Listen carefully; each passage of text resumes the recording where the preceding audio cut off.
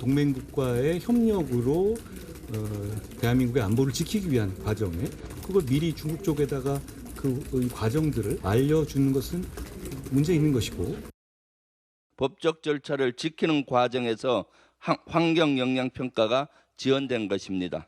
법을 어기고 사드 기지 환경평가를 앞당겨야 했던 것입니까? 문재인 정부 시절 고위 외교안보 라인에서 사드 장비 수송 작전이 담긴 기밀 내용을 시민단체뿐만 아니라 다른 나라인 중국에 유출했다. 이게 지금 감사원 발표 때문에 꽤 떠들썩한데요. 이 얘기가 어제까지 정도의 얘기였다면 다음 얘기, 지금부터 만나볼 이 얘기가 이제 추가로 공개된 내용입니다. 송영훈 대변인. 이게 청와대와 국방부 실무진 내에서는 이런 2급 기밀을 다른 나라 중국 대사관에 무관하게 알리는 게 법적으로 문제될 수 있다. 이 조선일보 보도에 따르면 실무진 차원에서도 문제 제기가 있었나 봅니다. 그러니까 문제를 인지를 했다는 것이죠. 당연히 국방부 실무진으로서는 이런 문제에 대해서 민감할 수밖에 없습니다. 2급 군사기밀이고 예. 더더군다나 우리나라가 2016년과 2017년에 걸쳐서 특검과 여러 수사를 거치는 과정에서 공무원들의 법적 책임이 많이 추궁되고 조사를 받고 그런 과정이 있었지 않습니까? 그렇다면 더더군다나 국방부 실무진으로서는 이 2급 군사기밀이기 때문에 함부로 노출하면 안 된다라고 하는 것은 기록으로 남겨놓거나 뭐 근거를 갖춰놓을 수밖에 없었다고 저는 생각합니다. 그러면은 이렇게 실무진의 반대가 있었는데도 왜 군사 기밀을 중국에 노출하고 또 시민단체에도 노출하고 이런 일들이 있었는지에 대해서 책임 있는 답이 있어야 됩니다. 그 답이라고 하는 것은 현재 의혹의 선상에 올라 있는 분들이 무슨 전직 국방장관, 전직 안보실장 이런 분들 아닙니까? 그런데 그런 분들의 선에서 이 의혹이 멈추는 것이 가능한가? 이것이 핵심입니다. 즉 그분들 차원에서 이런 군사기밀을 중국에 알려주고 시민단체에 알려주고 이런 것들을 결정할 수 있었겠는가. 결국에는 VIP가 결정하지 않았겠는가라고 하는 것이 의문의 핵심이거든요. 저는 이 문제는 문재인 전 대통령의 책임 있는 답변이 있어야 된다 이렇게 생각합니다. VIP라는 건 당시 최고 책임자인 문재인 전 대통령이 잘못했을 가능성도 봐야 된다. 재차 그 집권 여당의 당대표도 이 사드 장비 이동, 그 유출에 대해서 이런 얘기를 했어요.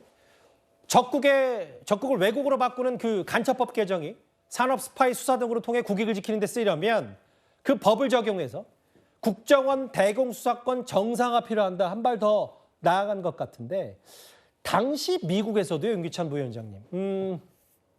한미 관계의 가장 큰 마찰 지점이다. 문재인 정부가 중국 눈치 보느라 사실상 방치했다. 이게 기억하실 거예요. 에스퍼 미 국방장관. 근데 중국 눈치 보는 정도의 수준을 넘어서 기밀까지 중국 대사관 무관에게 넘기고 실제로 그 가정 내부에서도 문제 논의가 있었다는 게 감사원 얘기인 것 같거든요. 사실 저게 큰 문제라고 저는 보는 이유가 첫 번째는 단순히 절차를 사전에 외교적 문제 때문에 알려줬다라고 말씀하시는데 저때 작전의 내용이 뭐냐면 운용기간이 지난 미사일을 교체하는 거예요. 그러면 교체하는 시점에는 사실 그 미사일 내지 레이더가 작동을 안 할 거 아니겠습니까? 그럼 저 사드의 기능이 잠시 멈춰지는 시기란 말이죠. 그 멈춰지는 시기에 사드로 하여금 그 관찰할 수 있는 상대국인 중국에 해당 정보를 넘겼다는 거예요. 이거 앞뒤가 안 맞는 거 아니겠습니까?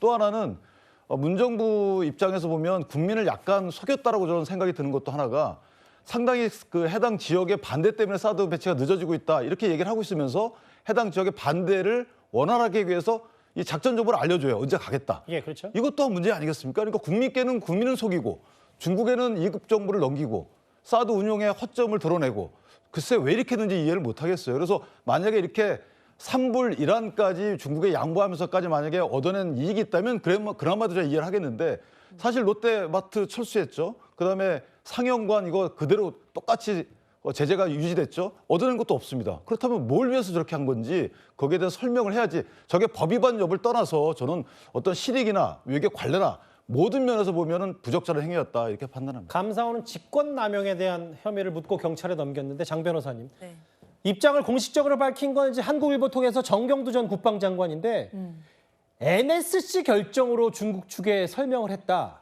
그러니까 이 얘기는 뭐 문재인 전 대통령이 주재했을 수도 저도 잘 모르겠는데 결국은 정무적 판단으로 중국 측에 알렸다. 그러니까 법 위반이 아니고 이거 이미 옛날에 나온 얘기니까 법적 위반이 아니다. 뭐 이런 얘기를 하고 있는 거예요? 그렇죠. 정부의 정책 결정이었고 또 고도의 외교적인 판단이 있었기 때문에 이것을 지금의 사법적 잣대를 들이대서 다시 위법 여부를 찾아가는 것, 이것이 과연 적절한지에 대해서도 문제의식 분명히 있어야 될 것 같습니다.